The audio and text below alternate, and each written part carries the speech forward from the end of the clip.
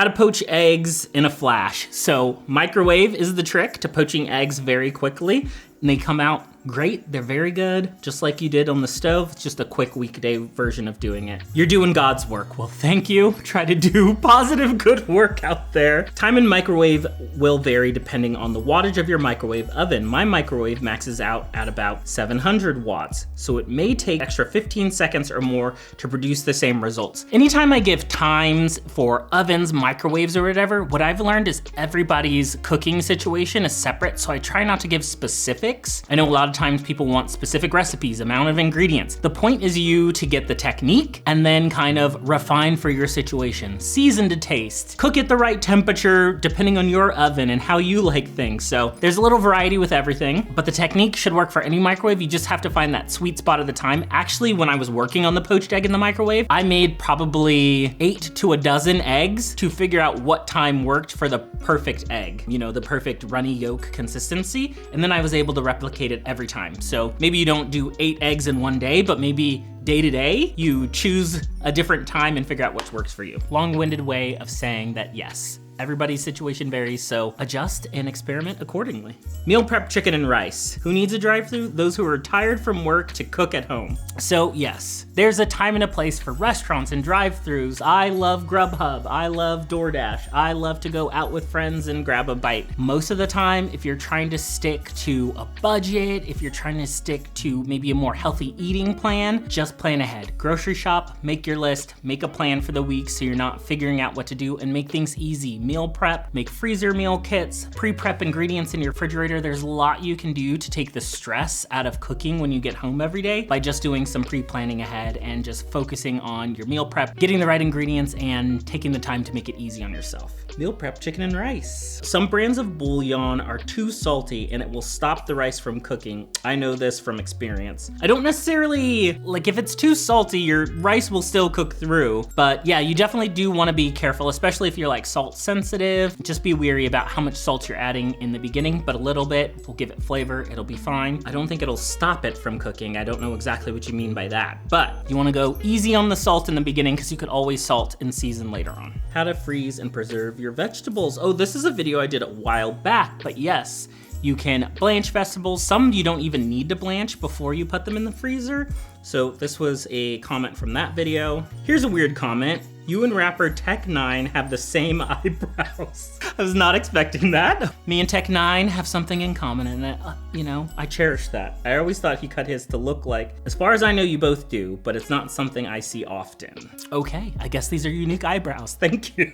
How to remove excess fat from soup. This is a cool technique I found. It's just using a ladle with some ice in it, and you skim it across the top to remove, you know, that fat layer if you're making soups, stews, that may have that extra fat on the top that you wanna get rid of. It's a super easy process. It does work. You have to have the right tools. It has to be a metal ladle so that like the ice makes the ladle cool enough. You have to have like a little station where you can refill the ice and get rid of the oil. So it is a little bit of a tricky process, but it definitely does work. Get the freak out. My grandmother was an expert chef from Italy. She went to the grave with her secrets. I wish she would have. Maybe under the floorboards or something is a secret book with all of her secrets in it. She never once ever told me the trick. I feel lied to, haha, I know now. Well, this is probably a good grandma trick for sure. I feel like all these tricks have been going on for centuries, but the generations never told anybody. So now we're discovering them as popular kitchen hacks. And past generations were like, that's just how you do it. We've been doing this for years. So here we are rediscovering the past of like culinary tips and tricks. How to make homemade corn dog. What if you don't use sugar or honey? Would it taste bad? So the sugar and honey does two things. It does balance out some of the saltiness, savoriness. I think corn dogs could use a little sweetness. But the other thing it does is it helps it brown and caramelize on the outside. So corn dogs are that deep, rich brown color. That's the sugar in there caramelizing is part of what makes them the darker color. You can omit it, it's not necessary. Go ahead and give it a try. I'm sure it'll be delicious. But I do like the balance of sweetness. Sorry, that was a delayed comment, delayed reaction. How to make homemade chili. I've done chili a few different ways, a crock pot version. You know, chili has a million ways to accomplish the same goals. So he looks like he had all the answers to the test and shared them with the whole class. The whole class passing because of bro. Well, thank you. Back in my school days. I was pretty helpful and academic, I guess. It's just part of my nature. Also from that chili video, I'm gonna respond to this one too, because I need a recipe, please. So I usually don't give full recipes in the videos. One, because I'm focusing on the techniques, and two, because I give a lot of options most of the time of like substitutions, swaps, use what you have, use what you like. This is just kind of a method and you can change it and tailor it to yourself. But maybe I will get in the habit of doing more specific recipes like what I do, and then you can kind of have more of a basis to go off of. So thank you for that comment. Just for you, I think we might work on a way to incorporate the recipes too, maybe even in the caption. How to clean suede shoes, or throw it in the washing machine. Whenever you're cleaning suede, specifically, you do not want to throw it in the washing machine. That will damage it. You don't want it soaked in water.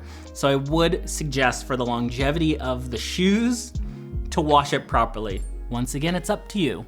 Everything is up to you. If you want to throw it in the washing machine, you go ahead, try it. But a lot of these tips and techniques, I want to show you the proper way to do it, to preserve the clothes, to make it last longer, and for you to be able to do it yourself versus taking it somewhere to get cleaned or repaired. Another big part of our philosophy with Problem Solve 2 is use what's on hand. You don't need to go out and buy something new or special. You should have what you need at your house already, or you kind of accumulate the problem-solved arsenal of tools over time of watching our videos and trying out some of our tips and tricks, and then you have everything you need for future issues if they come up. I always say problem solved is all about having something in your back pocket. It's not about using it right now, using it today, doing the tips and techniques today. It's about some knowledge about when that problem comes up in the future, you have a way to tackle it. Always being prepared. You know, it's a natural part of like who I am. Since I was like very young, I've always been like, I like to be prepared. I like to have all the essentials I need on hand. So usually I have a backpack with like just about everything, you know, backup battery, some pain medication, a Band-Aid, nail clippers, a nail file, a sewing kit. It's not about like carrying a whole like CVS on your back. It's just about like having a small little kit of like those common necessities, and not everything has to be the big full version. I basically have a travel size version of everything and like just one or two. I don't need it every day, but when I do need it, it's there. Meal prep chicken and rice. This looks so delicious. Would you please do another short for those who don't have a rice cooker? I don't know anyone that has. Could this be an Instant Pot? If so, how long? Most Instant Pot, those multi-cookers I know, have a rice cooking feature. So basically every Instant Pot is a rice cooker. And Instant Pot, of course, is perfect for like one pot meals. You can saute in it, you can add all your ingredients in it, you can quick cook because of the pressure. So you have exactly the device you need. What's your name? Is it Angela? Angela. Hi. So you should have exactly what you need, and that rice cooker meal wasn't just for a rice cooker. You could do this in a crock pot. You can make dinners really quickly. Well, not really quickly. You can make dinners in a crock pot. Just get all your ingredients, set it up in the morning, and it should be ready by dinner time. Or if you're work from home, that's even better because you're home. Actually, you know, I don't want to suggest you put the crock pot on while you're away from home, but it's a great way to shortcut meals for your time. It's cooking in the background where you can do other things. What is this one? Multi-purpose kitchen heroes. Everybody wants to comment on the multi-purpose kitchen heroes. I love this. How to poach eggs in a flash.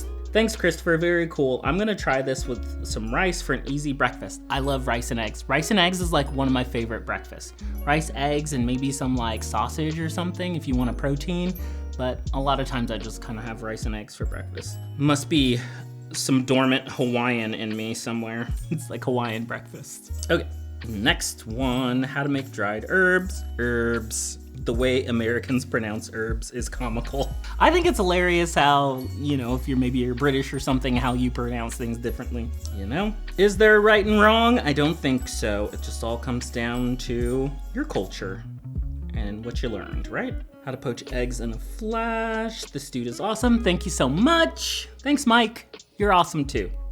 Thanks for commenting. What are you speed running? How to give your audience second degree burns. Eggs cook in the microwave are known to land people in the hospital requiring reconstructive surgery.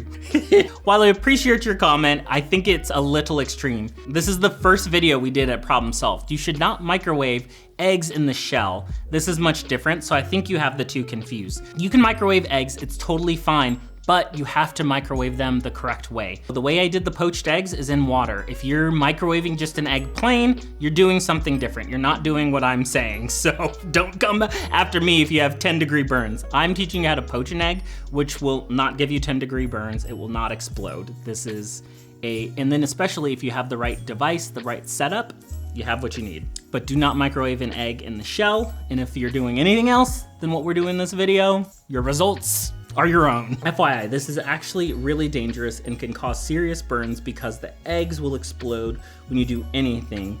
People have been seriously injured poaching eggs in the microwave. I think you have some misinformation. So if you do this, be aware that microwave eggs have a tendency to explode. I tested this on basically a whole 18 pack of eggs. It's totally fine. I researched it. It should be good. You just have to do it in the right technique and the proper. The egg in the water will not explode. It just cooks.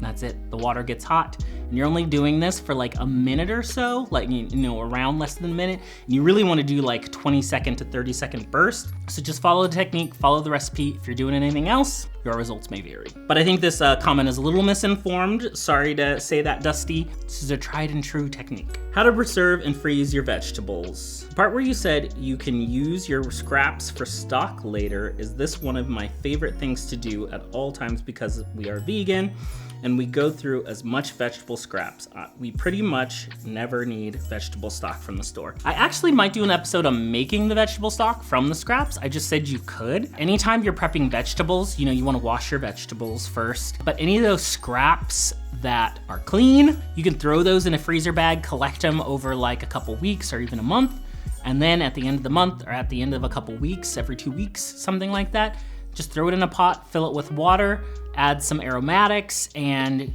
you're off to the races with your own vegetable stock. And then guess what? Once you make the vegetable stock, any extra you have, put that in a container and freeze it, and now you have stored up vegetable stock, so you don't have to use it right away, right? Genius.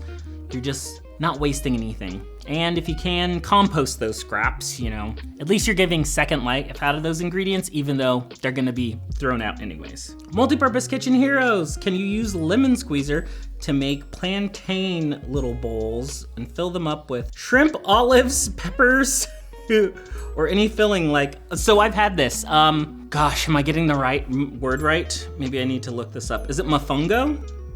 It's like that kind of. Yeah, it's kind of like mofongo. Oh, I spelled it wrong. Mofongo. Because I had this actually in Puerto Rico.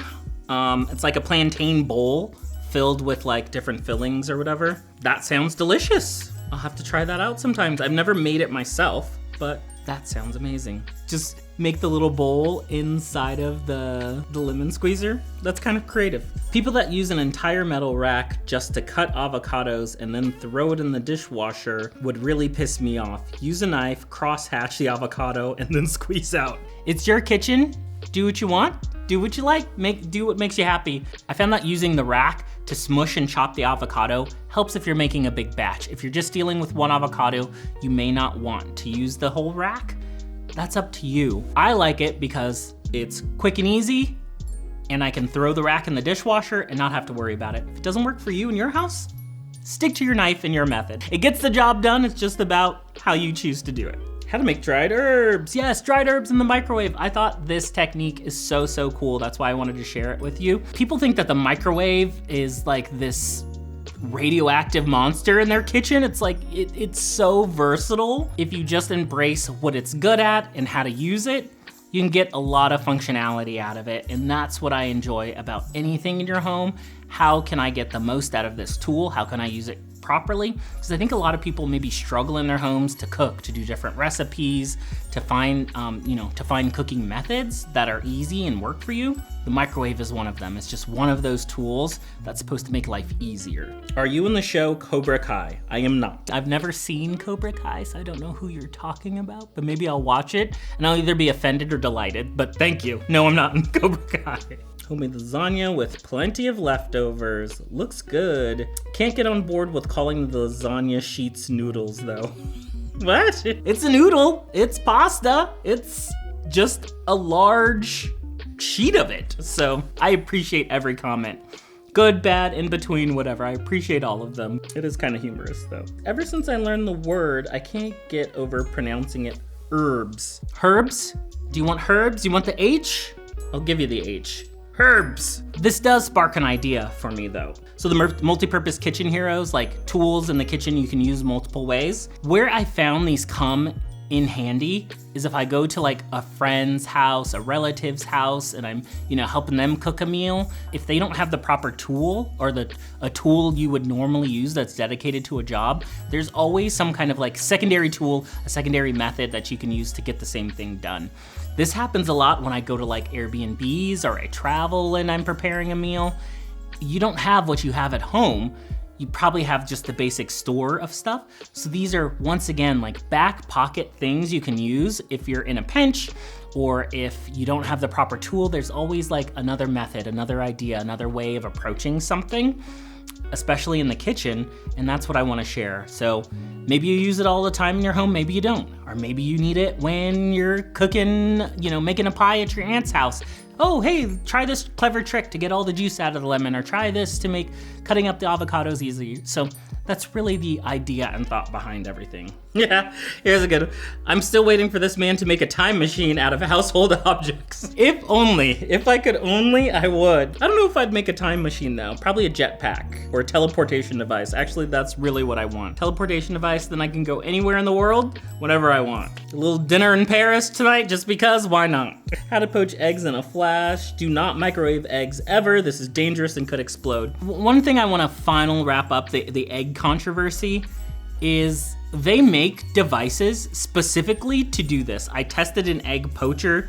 There's a whole line. I went to a kitchen store, there's a whole line of cook eggs in the microwave devices. If you're doing it the right way, you will have fine results. You will not have any problems. So I think there's this misconception because yes, there is a thing, you're not supposed to cook like an egg in the shell in the microwave just by its lonesome. That could explode and it can be dangerous. The other cooking methods with the proper cooking tools, totally fine to cook eggs in the microwave, okay? Is this debate settled? Have we settled this, people? I get in the comments that you want to do an all caps comment that this is dangerous. It is not. You should always practice caution. The water is hot, the egg is hot, but there's no reaction where it will explode. Homemade popcorn in a DIY microwave bag. This is so fun. You have the bagged popcorn, like you get it prepackaged and all that. Has all the stuff on it, and trust me, that stuff is good. I've been microwaving popcorn my whole life. But this is just such a quicker, easier, just as easy method.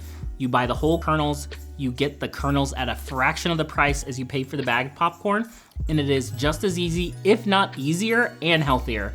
So I recommend you get the whole kernels, either do it in a brown paper bag, you can do it in a bowl. There's a whole bunch of methods I shared about how to make microwave in the popcorn from the kernels, and it's just as easy as those other prepackaged bags with a lot more benefits. Usually I make popcorn in a big pot and some oil, and it heated up until they popped for about 2 minutes, but that's a really nice method too. I should try it. Yeah, I like making popcorn on the stove, and especially if you're making a big batch and you're making it kind of more culinary, like adding some flavors or something to it. But this microwave technique is just as easy, and it's like no dishes. It's either in the brown paper bag or you have it in a bowl.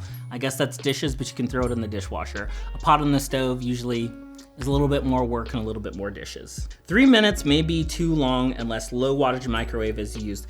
The time to cook popcorn definitely will vary. I kind of give a ballpark. My microwave takes about 2 minutes, maybe 2.5 minutes.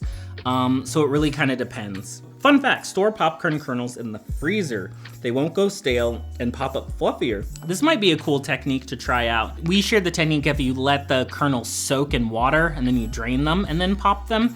That kind of gives them a boost of hydration so they pop up a little bit fluffier. That works if you have like a little bit staler, older popcorn. You can try that if your popcorn's just not fluffing up. Try hydrating it a little bit and then popping it. But this freezer technique sounds cool. And the time may vary, because of course it depends on the batch of popcorn, and you wait till the popcorn, that popping sound reduces, like pop, pop, pop. Then you know it's ready. Ridiculous. I did this as a kid 30 years ago, and the bag caught on fire and burned the microwave, so be careful. All right, you may have left it in there too long, so keep an eye on it. Anytime I have something in the microwave, definitely like keep an eye on it. And you might have used the wrong type of bag. You want just a plain brown paper bag. You do not want like the one with the lining or coating or anything, no metal on it. Just use a brown sandwich bag that is just paper. How to clean suede shoes. My shoes disappeared after I used the eraser. That's hilarious. How do I thank the spider who has been in my home for months helping with insects? Serious, okay? Pretty much what the title says. I had a severe insect issue until my spider friend came around. It's been a few months and they have still taking care of insects for me. This sounds wonderful. Yes, get a little spider, recruit a little spider to like roam around your house and eat insects. I wonder if there's another animal that's better at insect control. I mean, aren't cats really good at like keeping rodents and insects away from your house? Isn't that the reason why people have cats? Is because they'll like attack most of the things that they can in the house. But yeah, if the spider is not bothering you and it's doing some work to pay its rent, like killing the insects, I say good. Stick with it. Don't kill that spider. Make sure that spider has a nice web in a corner somewhere and is doing its rounds. That was a fun and interesting batch of comments. Always, please leave your comment suggestions. If you have any ideas or any additions, I love it when people take what we put out there and then add their own spin or add some additional information. We're a community of problem solvers here, so share what you do at home.